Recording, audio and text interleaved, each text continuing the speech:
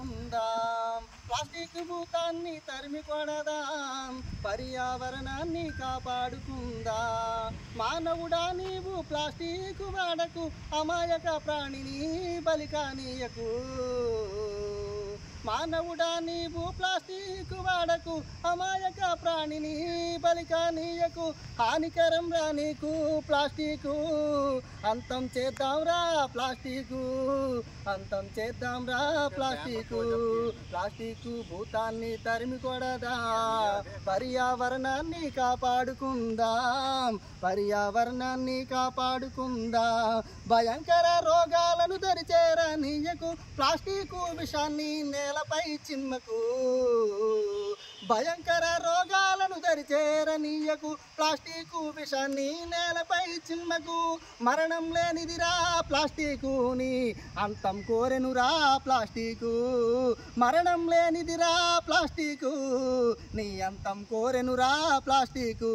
Plastic భూతాన్ని తరిమి కొడదా, పర్యావరణాన్ని కాపాడుకుందా, పర్యావరణాన్ని కాపాడుకుందా.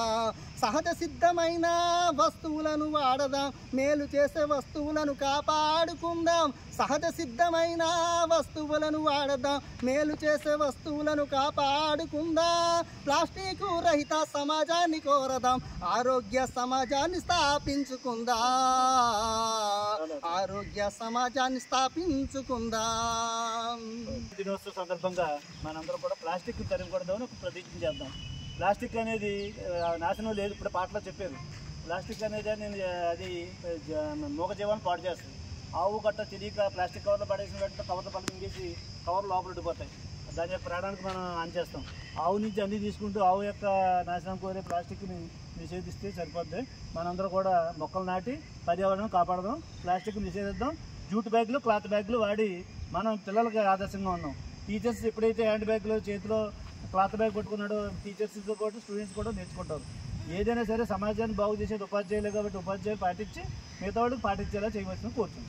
Thank you sir.